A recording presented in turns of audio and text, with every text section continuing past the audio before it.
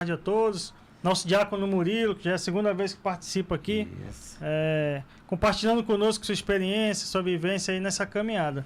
Bom, Paulo disse, seu Murilo, que a caminhada cristã, ela é como uma corrida, né? É como uma corrida que, às vezes, não importa como começa, não importa como é no meio, não importa como termina, né, pastor Pedro? Isso. Eu acho que esse é um bom conceito para a gente começar a analisar um pouco essa nossa vida. Nós que já estamos nesse caminho aí há um bom tempo, né, entre altos e baixos, enfim, nós já vimos muitas pessoas ficarem pelo caminho, né, irmão Murilo? Você que já tem aí também experiência, uma larga experiência de anos, como diácono já deve ter cuidado de muitas vidas, consolidado pessoas, discipulado, enfim. Então, meu irmão, me diga assim, qual foi a maior dificuldade que você já encontrou para ajudar um irmão? Qual foi o pecado, a ideia, o pensamento? O que você observou assim de algo mais comum? O que mais acontece nessa caminhada que as pessoas se desviam, que deixam o evangelho e vão viver outra vida? O que você observou nesse tempo de caminhada, irmão? Irmãos, já respondendo diretamente à pergunta do irmão Everton, né, a gente poderia dizer que isso é um problema já desde sempre, né? O próprio Cristo falou que a porta era estreita, ele disse que apertado era o caminho, o próprio Jesus mostrava que os discípulos abandonaram ele, né? Então, quando Jesus estava pregando, a mensagem dele era muito dura, a mensagem era muito forte, e a Bíblia diz que muitos discípulos foram embora. E aí um dos apóstolos disse, Senhor, dura essa pregação. E ele disse, olha, vocês querem ir embora também? E aí Pedro disse a grande resposta que nós hoje pregamos sobre ela muitas vezes, Senhor, para quem iremos nós, se só tu tens as palavras da vida eterna? Então, nós percebemos que dificuldades na caminhada, pessoas abandonando Jesus, isso desde que ele palmilhava a terra, isso acontecia. As pessoas iniciam por interesses diversos, e infelizmente acabam deixando a caminhada. Mas, como a nossa vida ela é dinâmica, como a sociedade ela acaba mudando, ela acaba se dinamizando, então as circunstâncias ela mudam. Eu, quando era jovem, me converti com Jesus me encontrou com meus 15 anos, dentro dessa faixa etária da idade, que era a realidade que eu estava vivendo, eu lembro que muitas pessoas deixavam Jesus pelas ofertas do mundo, né? Questões carnais mesmo, se eu posso assim dizer. Né? Então havia uma tendência daquele momento dos jovens, e não só jovens, pessoas mais velhas, por fraquezas carnais, né? Por problemas realmente de muitas vezes imoralidades, fraquezas humanas, naturais que todos nós temos. Se não for a graça de Deus, nenhum de nós conseguiríamos. Mas eu diria que nos últimos anos, se eu pudesse dizer aí, vamos botar aí uns 5 anos, um pouquinho mais, um pouquinho menos, a gente percebe que o afastamento da igreja, hoje, mediante o grande crescimento dos evangélicos, nós já estamos chegando, acho que a 30%, se não me falha a memória, e nessa quantidade de cristãos hoje no meio evangélico, a gente percebe que hoje o afastamento da igreja, o afastamento da fé em Jesus e muitas vezes o abandono da fé, ela está muito relacionada a decepções, a tristezas ou a algumas discordâncias com lideranças, com sistemas religiosos, e isso tem afastado muitas vezes a pessoa do evangelho. Nós chegamos para conversar com pessoas muitas vezes e perguntamos o motivo e sempre começa os vários problemas, né? Até os pastores acabam brincando muitas vezes que sempre a culpa do irmão está desviado, sempre a culpa é do pastor, né? Claro que nem sempre é. A culpa muitas vezes da própria pessoa mesmo, que não quer ser corrigida, não quer ser ensinada. Mas é bem verdade também que nesse sistema religioso de hoje existem muitas coisas que tentam afastar as pessoas, né? Tentam deixar as pessoas tristes com o convívio. Eu conversava um tempo atrás aqui uma conversa em família com a minha esposa, mediante algumas coisas que já aconteceram comigo, coisas que eu já vivenciei. Esse ano fazem 20 anos que a gente está no Evangelho. Então a gente não é tão velho, mas também não chegou ontem, né? Então a gente já conseguiu vivenciar algumas coisas, a gente também, pela questão do meu trabalho, que eu tenho que viajar, eu morava em Manaus, hoje não moro mais, moro em Resende, já morei no Rio Grande do Sul, e quem sabe daqui a uns anos já não estarei aqui mais. Então a gente acaba vivendo, e não só vivendo, mas vendo muitas coisas positivas, extremamente positivas, e algumas não negativas. E eu conversando com ela, eu disse para ela que se nós não tivermos uma experiência verdadeira com Jesus, algo que realmente marcou a nossa caminhada, não o evangelho de aderir, porque hoje está acontecendo muito estão aderindo, né, ao evangelho, não se convertendo de fato, não tendo uma experiência de conversão, mas como que aderindo à fé.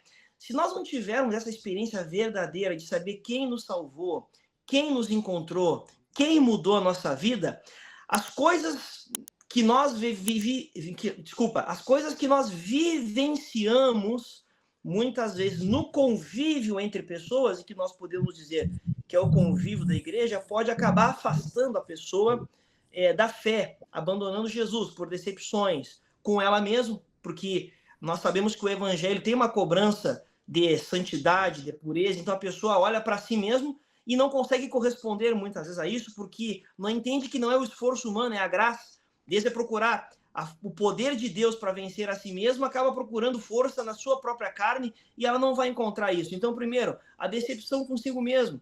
Segundo, a decepção muitas vezes com lideranças. Terceiro, decepções com pessoas.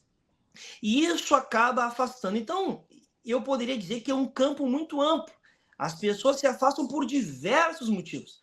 Existem muitos motivos, né? Mas como meu irmão perguntou para mim o que foi mais difícil nos últimos dias, eu diria que hoje esses problemas com sistemas religiosos, com religiosidade de fato, problemas muitas vezes com abusos religiosos. Eu conheci pessoas que disseram para mim que hoje não consegue voltar mais, não porque ela não crê em Deus, não porque ela duvida de que Deus tem um plano na vida dela, mas porque ela, devido às questões que ela sofreu com determinadas pessoas, em algumas posições de liderança, ela não consegue mais aderir a um corpo de Cristo, ou seja, uma igreja, um líder.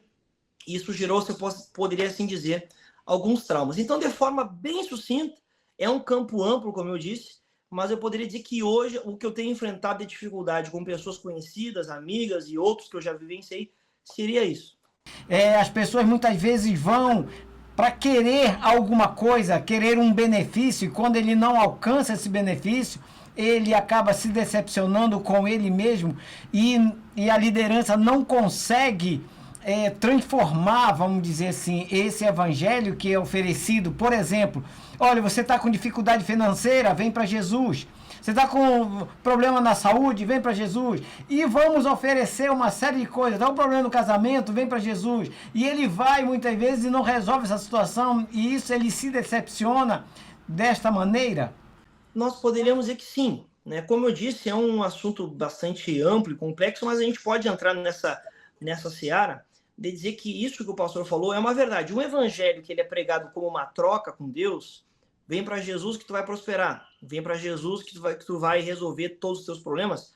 Então isso, a pessoa, ela deposita uma fé em algo que não é verdadeiro, porque não é que Deus não possa fazer, não possa prosperar, não possa mudar situações. Com certeza ele pode, mas é bem verdade que o evangelho de Cristo é um evangelho que ele está acima de coisas humanas, muitas vezes. Então, nós sabemos que Deus cura, mas tem vezes que Deus pode permitir a doença. Nós sabemos que Deus prospera, mas é bem verdade que Deus também muitas vezes permite a pessoa passar por dificuldades. Não é à toa que os apóstolos morreram como pessoas pobres, com dificuldades, e alguns foram mortos, decapitados, né? Então, será que hoje esse evangelho pregado por essas pessoas seria algo verdadeiro em relação ao que foi vivenciado pelos apóstolos? Com certeza não.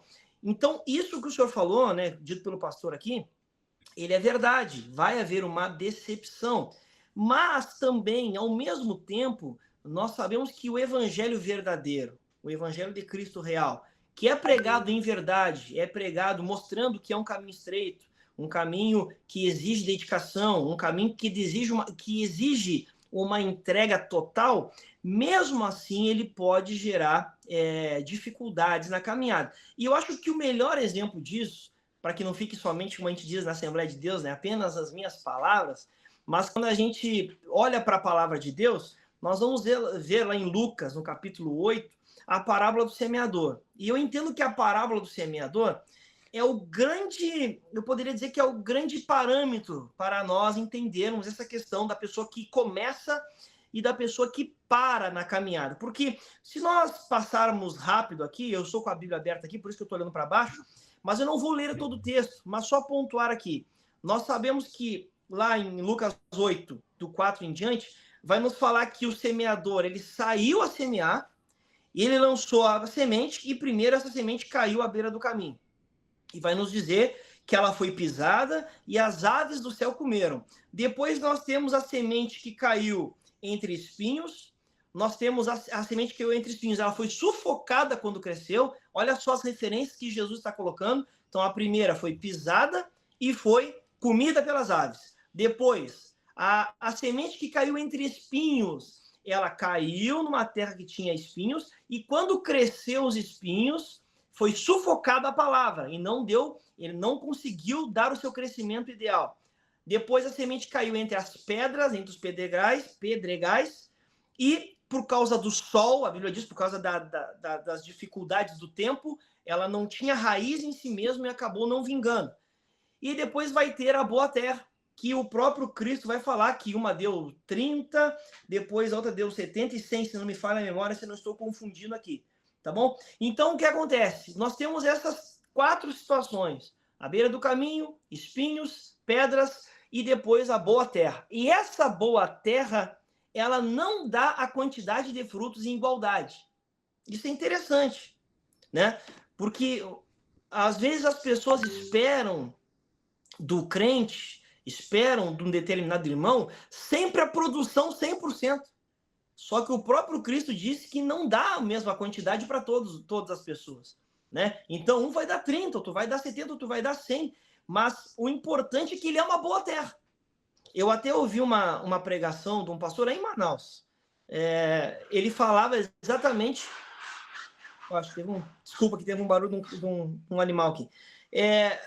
O que acontece? Lá eu ouvi essa pregação que ele dizia o seguinte, que muitas vezes nós esperamos dos irmãos algo que ele não vai produzir, porque a maneira que Deus está trabalhando com ele é diferente do que trabalha comigo, e trabalha com você, e trabalha com cada um de nós. Então a gente espera muitas vezes, de coisas que não é o terreno, não é aquele terreno apropriado para isso. Agora, é claro que Deus é o Deus que faz milagres e pode fazer todas as coisas.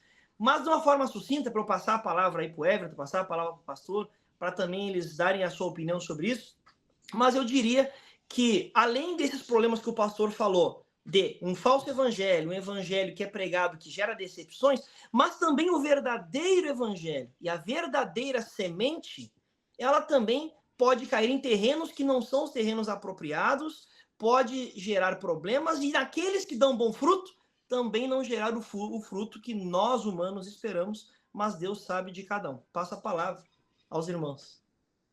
Pode responder, Everton. Poderia cast já. Essa resposta foi maravilhosa, né? Porque está pautado na palavra de Deus. Então a gente vê aí nessa parábola, né? Que são fatores externos, são fatores temporais, né? Da própria natureza, são fatores internos, então tem vários fatores, né?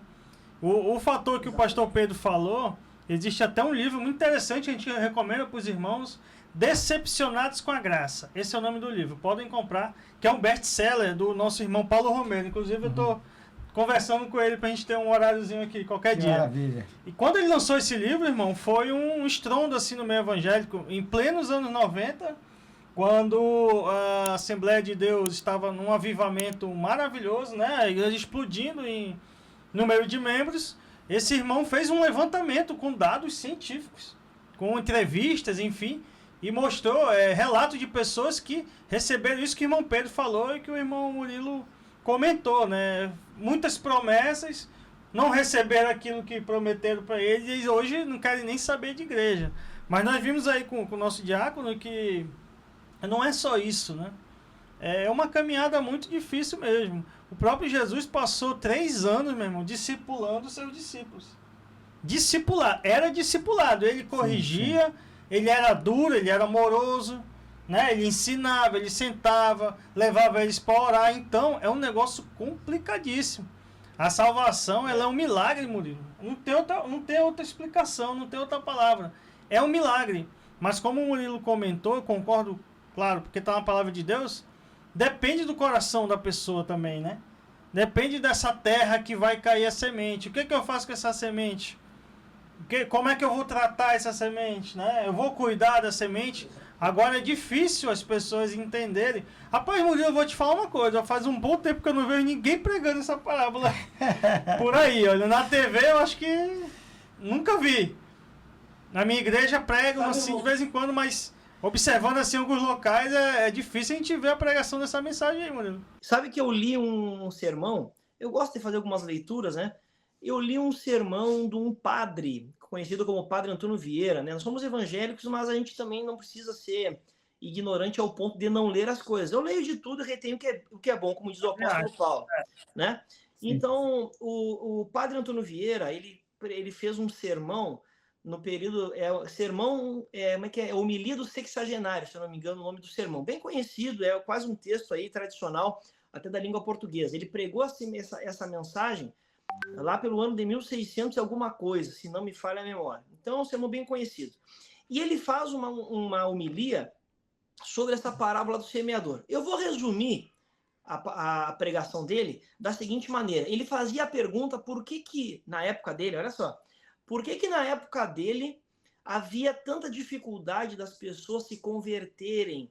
E por que a mensagem que era pregada, e na visão dele, a mesma mensagem que era pregada antes, há muitos anos antes, sempre foi pregada, e hoje não tem o mesmo resultado? Essa era a questão, essa era a pergunta do sermão e da homilia. E ele começa a abordar, ponto por ponto, dessa passagem que eu falei para os irmãos, a semente que cai à beira do caminho. Ele fala sobre a questão também das pedras, espinhos, fala da boa terra. Mas o fechamento do sermão, para ser bem sucinto aqui, o fechamento do sermão, ele diz o seguinte, que o grande problema, olha só o insight que ele teve, quem sabe sirva para a gente alguma coisa. Ele disse que o grande problema hoje, de quem sabe as pessoas não aceitarem o evangelho, não crerem em Jesus, claro, primeiro depende de Deus, da graça do Espírito Santo, isso é inquestionável. Mas o que eu quero dizer é na parte humana, tá, meus irmãos? Para ser bem assim claro, para os irmãos não me interpretar errado. É claro que, repito, é Deus, é a graça, é o Espírito Santo, ninguém discute isso. Mas do ponto de vista humano, daquele trabalho que nós precisamos fazer, porque a Bíblia diz assim, ó, nós somos cooperadores de Deus, ou seja, Deus age, mas nós estamos cooperando com essa graça que está sobre nós. Então, cooperando com essa graça, ele diz da seguinte maneira, que se hoje as pessoas não estão dando mais atenção a essa mensagem, é porque falta o trabalho dos obreiros de trabalhar a terra e de poder mexer nessa terra. Se essa terra ela está, quem sabe, com espinhos, ela está com pedregais, então precisa vir alguém arar essa terra, porque vocês sabem que a terra, quando ela está ruim, ela precisa ser trabalhada. Ela precisa ser feito um trabalho, né? Arar a terra, levantar a terra. Até nós sabemos que, até o próprio Jesus disse, né? Aquele que coloca a mão no arado e olha para trás não é digno. O que era o arado? Era um boi puxando como se fosse um ferro, né? Atrás, assim, que é levantando a terra, preparando a terra para esse momento.